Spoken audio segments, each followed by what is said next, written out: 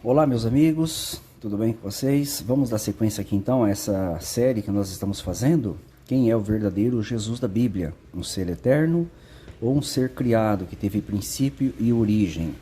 A resposta a essa pergunta, entendeu? Ela pode tanto dar apoio como ela pode desmoronar a crença na Trindade, que é uma suposta coigualdade entre três pessoas divinas, do Pai, do Filho e do Espírito Santo, né? Supostamente aí criado aí pelos tradutores da Bíblia, pelos estudiosos aí no decorrer dos séculos. A Bíblia, evidentemente, é totalmente contra esse ensino, né? Não é a testemunha de Jeová que é contra esse ensino. A Bíblia é contra esse ensino. Se a Bíblia, ela ensinasse essa crença aí de forma clara, obviamente que as testemunhas de Jeová seriam trinitárias, mas visto que não é um ensino bíblico, nós não somos trinitários. Nós somos unitários, né? Nós adoramos e servimos ao mesmo Deus que nosso Senhor Jesus Cristo, né? Nós temos a honra de ter o mesmo Deus que Jesus Cristo tem como seu ser superior, né? Aquele a quem ele adora e serve, tá? Então vamos lá. Então nós temos vários aplicativos aqui, você está vendo? Mais uma vez eu vou usar aqui esse amarelinho, né? My Bible, que está aí, né? Em inglês aqui não é dos melhores também não. Então vamos lá. O texto que nós vamos considerar hoje é de Hebreus capítulo 1, do versículo 1 até o versículo 3. Principalmente no 3 vai deixar claro que Jesus Cristo, ele é uma cópia de Jeová. Olha que interessante. Talvez alguém que esteja assistindo fale, isso é um absurdo. Não é absurdo. Mas foi exatamente isso que provavelmente o apóstolo Paulo, que é o escritor, escreveu, que Jesus é uma cópia exata, precisa de Jeová. Jeová, ao mesmo tempo, não é cópia de ninguém, mas Jesus é uma cópia de Jeová, tá? É isso que a gente vai mostrar para vocês aqui, tá? Então vamos lá, Hebreus. Deixa eu mostrar para vocês como que usa esse aplicativo. Quando você clica no livro lá no alto, ó, aparece todos os livros da Bíblia aqui, você está vendo, né? Todos eles aqui. Eu vou considerar aqui o texto de Hebreus, capítulo 1, olha lá, versículo 1. Se eu quiser trocar a tradução, eu clico lá no cantinho superior esquerdo. Aí aparece todas as versões da Bíblia que eu baixei aqui, ó, inclusive algumas espanholas, né? Tem algumas bíblias gregas, embora não conheça perfeitamente o idioma, né? Tem hebraico também, tá? Mas eu gosto de usar muito a século 21, né? Por que eu gosto de usar século 21? A século 21 é uma das últimas versões revisadas da João Ferreira de Almeida. Ela tem o texto muito parecido com a nossa tradução, que é a tradução Novo Mundo. A diferença é que ela, infelizmente, não tem o nome Jeová em nenhuma passagem. Mas o texto ele é muito claro, a tradução dele é tão precisa quanto é a tradução Novo Mundo, tá? Nesse ponto aí não tem nenhuma diferença, tá? Vamos lá, o texto diz assim, ó, vamos à leitura então. No passado, por meio dos profetas, Deus falou aos pais muitas vezes e de muitas maneiras. Então quem que é o ator principal aqui do cenário? Deus, Jeová, né? O que Deus fez? Olha, ele falou às pessoas, olha lá, aos pais, né, aos patriarcas no passado, ao próprio povo dele, olha lá, através de quem? Através dos profetas, isso é claro. Aí versículo 2, nesses últimos dias, porém, ele nos falou pelo Filho. Então, da mesma forma que Jeová, ele se comunicou com a humanidade no passado, por meio dos profetas, dessa vez ele fez por meio de seu Filho Jesus, né, que é o seu principal porta-voz.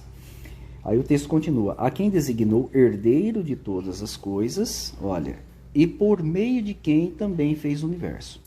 Então, Deus é o grande comunicador do universo, que usou os profetas e usou o Filho para falar com a humanidade.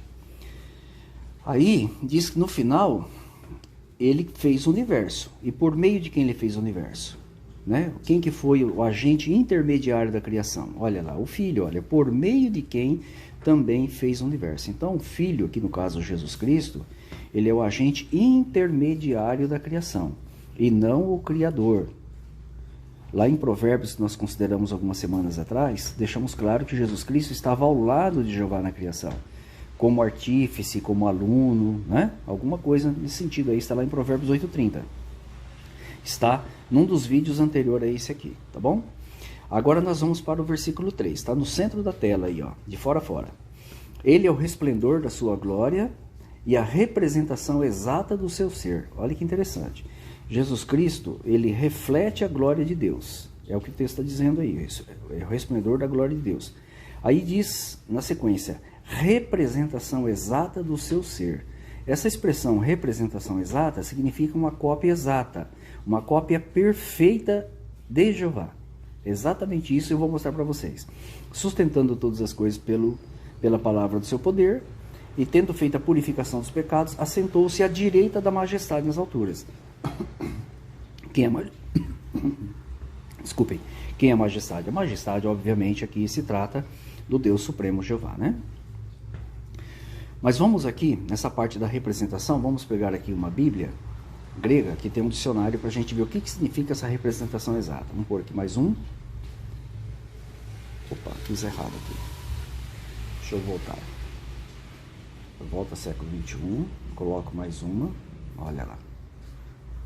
Aqui eu troco agora. Vocês estão vendo aí que não é difícil de usar, né? Foi até bom ter acontecido isso aqui pra gente. O texto Receptus novamente. Voltei ao que estava. Não é tão difícil, viram que é rápido, né? Então você tem aqui à esquerda, meus amigos, o texto da João Ferreira de Almeida. E aqui na metade da tela à direita, você tem o texto grego Receptus do ano 1550, tá? É o texto do qual saiu as primeiras João Ferreiras de Almeida, tá? Considerado aí pelos estudiosos, pelos catedráticos, aqueles que realmente aprofundam, como um texto que tem até algumas adulterações. Não é o caso específico aqui do que a gente vai mostrar para vocês. Essas adulterações se referem a acréscimos, viu?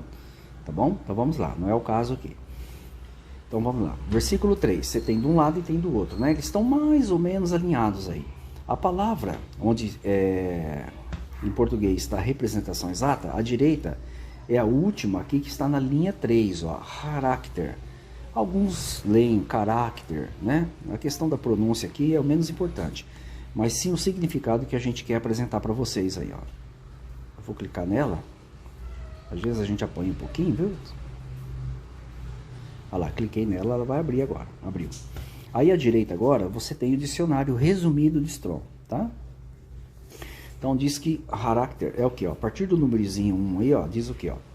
Instrumento usado para esculpir ou gravar. Marca estampada sobre aquele instrumento ou trabalhado sobre ele. Por exemplo, a gente pode usar aqui hoje, não existia lá nos tempos antigos, mas existe hoje o carimbo, né? Carimbo como a gente tem, tá? O que é o carimbo? O carimbo, você tem uma peça na mão que ele tem letras ou alguma figura, né? Onde você coloca ali um pouquinho de tinta naquela basezinha e você bate sobre um papel, né? Aquela imagem que está fixa ali no fundo do carimbo, ela é original. Quando você bate num papel, ela vai sair uma representação daquela imagem. É isso que o texto aqui está dizendo, tá? Então, a palavra character aqui, ou caráter, como alguns às vezes pronunciam também, ela tem um sentido de algo que é copiado. Algo que foi copiado, uma representação de algo, né, que você criou como se fosse um carimbo, por exemplo, tá? Aí o texto continua, marca ou figura cauterizada, número 2, né? Ou selada sobre impressão, expressão exata, imagem de alguém, ou algo, semelhança marcada, reprodução precisa em todos os aspectos. E como comparativo aqui embaixo fala do facsímile. Todo mundo sabe que é o facsímile, né? Hoje não se usa mais. Mas alguns anos atrás, uns 10, 20 anos atrás, ainda se usava. Então você colocava um documento aqui, num fax, um contrato, alguma coisa, e uma pessoa lá do outro lado do mundo, se fosse, ela recebia ali uma cópia perfeitinha daquele documento que você colocou aqui, tá? Então, que conclusão que nós chegamos aqui? A conclusão é muito simples. Jesus Cristo, ele é uma impressão de Jeová, ele é uma representação de Jeová, tá? Assim como um documento, né, que você coloca, sai do outro lado lá, né, que a gente acabou de dizer. Você coloca o original aqui num fax e lá do outro lado sai um documento exatamente igual àquele que você colocou aqui, tá bom? A grande questão é a seguinte: o original que foi colocado primeiro depende da cópia do outro lado para existir? Ou a cópia lá do outro lado depende do original para existir? Então aqui fica muito claro que Jeová é como se fosse o original, né? Jeová sempre existiu e Jeová fez uma cópia de si mesmo. Então Jesus Cristo, ele reflete Jeová em todos os aspectos. né? Jesus Cristo, ele é muito glorioso. Quem olha para Jesus Cristo é como se estivesse olhando para Jeová. Por isso que o texto diz aqui, ó, na João Ferreira de Almeida, isso também está em outras traduções, ele é o resplendor da glória de Jeová. Então quem olha para Jesus é como se estivesse vendo o próprio Jeová. Porém, há um detalhe, Jeová não é cópia nem representação de ninguém, mas Jesus é uma cópia ou representação de Jeová. Então Jesus Cristo, ele veio a existir como uma cópia do original que é Jeová. É isso que o texto está dizendo. Todos os anjos que vieram depois vieram por meio de Jesus, mas eles não têm a mesma glória que Jesus Cristo. Então só Jesus Cristo é dito aqui dessa forma, como um resplendor da glória de Deus e representação exata de Deus. Notaram? Então se ele é uma representação exata de Deus, uma cópia, uma expressão de Deus, evidentemente que ele não é o próprio Deus. É Deus que gerou ou que causou isso. Então fica muito claro para todos nós aqui, né, com essa comparação que nós fizemos do fax, que você põe um documento original e lá em outro fax sai uma cópia parecida, né, ou o mais exato possível, aquela cópia ela jamais existiria se você não tivesse colocado o original aqui. O mesmo se dá no caso de Jesus Cristo. Tá? Então Jesus Cristo, ele é uma cópia, uma representação perfeita de Jeová, mas foi Jeová que fez isso aí, tá? Agora Jeová, por sua vez, ele não é cópia, né, e representação de ninguém, tá bom? Então fica muito claro para todos nós aí, mais uma vez, né, esse texto aqui deixa claro que essa expressão é aplicada, inclusive, única e exclusivamente ao nosso Senhor Jesus Cristo, assim como também a palavra unigênito, né, que nós consideramos um vídeo atrás aí. A palavra primogênito é até aplicada para outras pessoas, até para animais, mas a palavra unigênito, 5 vezes na Bíblia, ela é aplicada única e exclusivamente a Jesus Cristo. Por quê? Porque foi o único que Jeová criou, gerou diretamente sem intermediários. E essa palavra aqui, caráter, é aplicada única e exclusivamente a Jesus Cristo aqui nesse caso, como representação exata de Jeová. A ninguém se atribui isso a não ser o próprio Jesus Cristo, ok?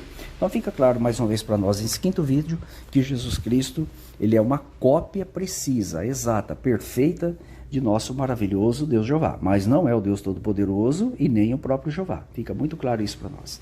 Espero mais uma vez que esse vídeo sirva de ajuda para todos vocês aí que têm fé e muito apreço em Jeová e na sua palavra. Aguarde os próximos vídeos e até lá que Jeová abençoe e proteja a todos.